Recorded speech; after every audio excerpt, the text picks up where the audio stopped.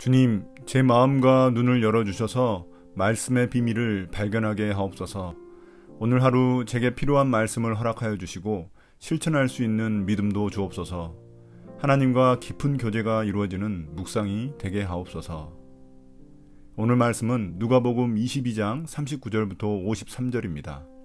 예수께서 나가시어 늘 하시던 대로 올리브산으로 가시니 제자들도 그를 따라갔다. 그곳에 이르러서 예수께서 제자들에게 말씀하시기를 시험에 빠지지 않도록 기도하여라 하신 뒤에 그들과 헤어져서 돌을 던져서 닿을 만한 거리에 가서 무릎을 꿇고 이렇게 기도하셨다.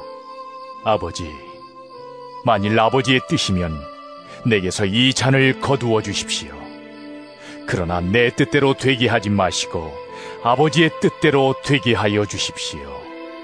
그때 천사가 하늘로부터 그에게 나타나서 힘을 북돋우어 드렸다.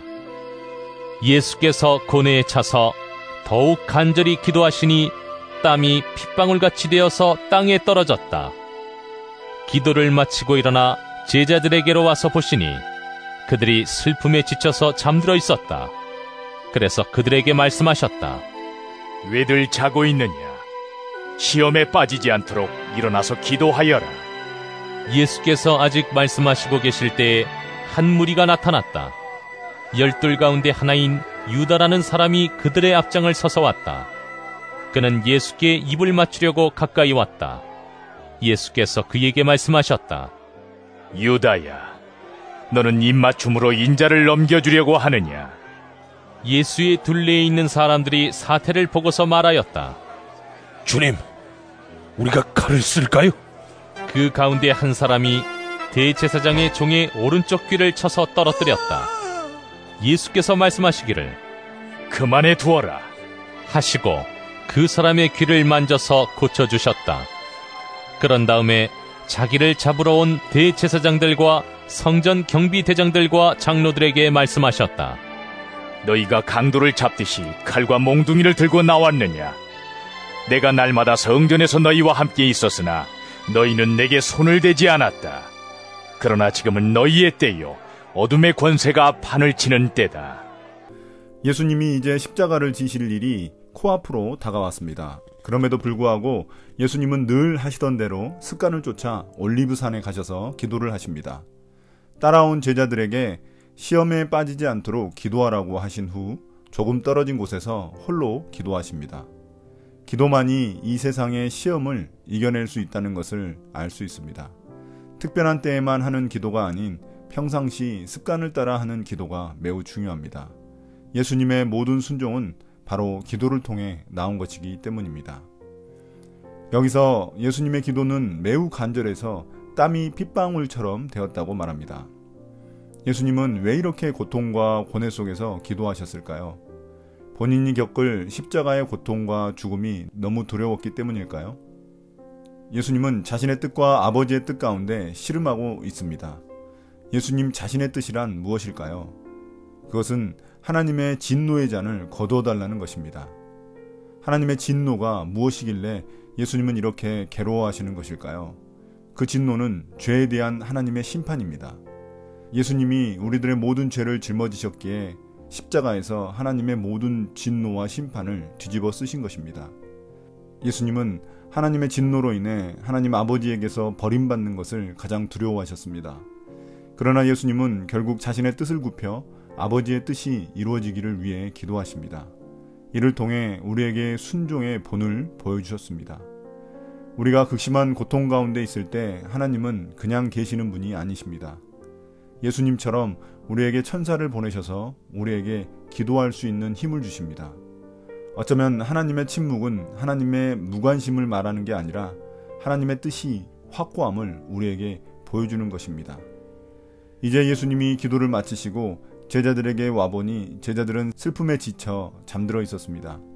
제자들은 가까이에서 예수님의 기도를 다 들었고 고통스러워하는 모습도 보았을 것입니다.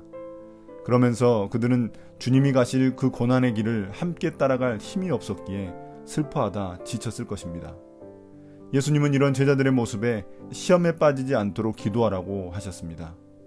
이는 제자들이 앞으로 예수님과 같은 고난을 이겨낼 수 있도록 하시기 위함입니다. 제자들에 대한 책망이라기보다 예수님이 걱정 어린 마음으로 제자들을 타이르신 것입니다. 이제 47절 이하에서는 예수님이 자신을 잡으러 온 자들을 마주치는 장면입니다. 예수님의 제자 중 한 명이었던 유다는 예수님을 배신하여 그들을 데려왔습니다. 유다는 존경과 사랑의 표시인 입맞춤을 통해 자신의 스승이었던 예수님을 기만하며 배신합니다. 그의 입맞춤은 어둠 가운데 있는 곳에서 예수님을 잡으러 온 자들에게 사인이 되었습니다. 이에 예수님은 유다에게 너가 입맞춤으로 나를 넘겨주려고 하느냐며 책망하셨습니다. 그의 이런 기만적인 모습을 책망하신 것입니다. 유다는 자신이 기대하던 메시아의 모습이 아니었기에 예수님을 팔기로 작정한 것입니다. 그의 실망하는 마음은 결국 사탄의 시험에 넘어가는 먹잇감이 되고 말았습니다. 그들이 예수님을 잡아가려 하자 제자들은 칼을 들어 대항하려 합니다. 그때 한 제자가 칼로 예수님을 잡으러 온 대제사장의 종 오른쪽 귀를 쳐서 떨어뜨려 버렸습니다. 그러자 예수님은 제자들의 이런 행동을 제지하시며 그 종의 귀를 고쳐주셨습니다. 예수님이 시작하신 하나님 나라는 칼과 같은 무력이나 힘으로 대항하는 나라가 아니었기 때문입니다.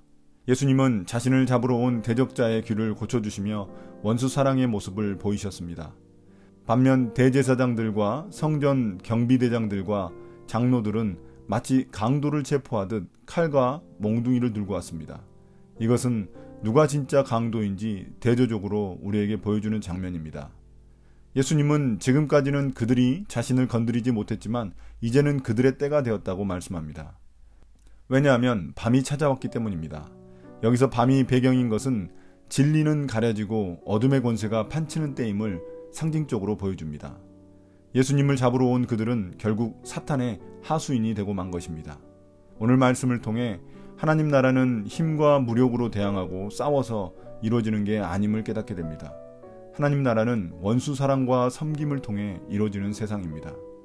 기독교가 그 거대한 로마 제국을 무너뜨린 것은 무력이 아닌 그리스도인들의 희생과 섬김 때문이었습니다.